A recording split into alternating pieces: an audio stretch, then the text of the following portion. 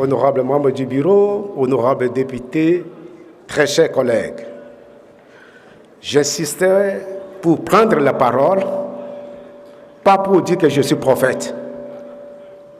Parce que quand le gouvernement était venu avec le budget 2026, c'était tout simplement qu'on donne à notre gouvernement l'outil de travail.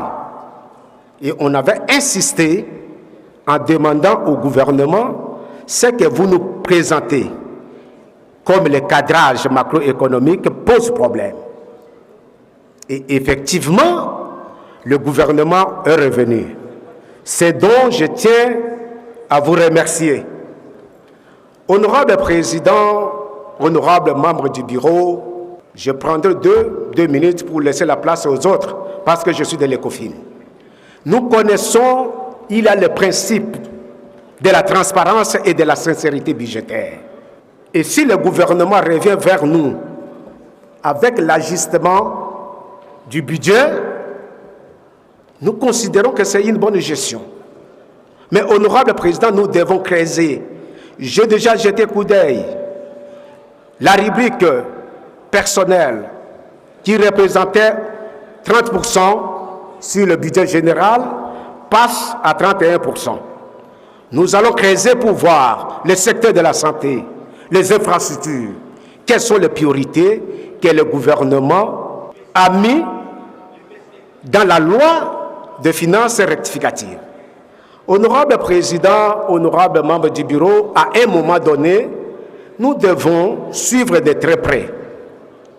Parce que le gouvernement a toujours la possibilité de revenir vers nous, pas seulement pour le budget rectificatif, mais aussi le gouvernement doit revenir vers nous comme autorité budgétaire pour les transferts des lignes non prévues.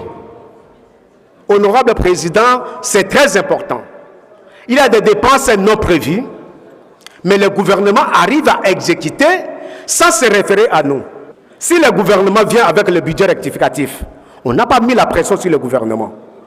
Mais pour faire les transferts des dépassements et que nous continuons à considérer que les dépassements, ce n'est pas un acte de mégestion, c'est faux, honorable Président. Nous voulons tout simplement dire au gouvernement, si demain il y a un souci pour faire les transferts d'une ligne budgétaire, revenez vers l'autorité budgétaire, nous allons autoriser qu'elle de dépasser à de 1000%, à 10 000%, et quand nous avons la réduction des comptes, on prend seulement des paroles pour demander qu'on envoie rapidement à l'ECOFIN, et quand ça arrive à l'ECOFIN, on accorde 2 jours, et nous risquerons de continuer à faire un travail bâclé. Je pense que cette fois-ci, nous disons non. Bientôt, nous allons rentrer pour présenter notre bilan à ceux qui nous ont envoyés ici. Merci, honorable Président, mais on va creuser à partir de l'ECOFIN jeudi.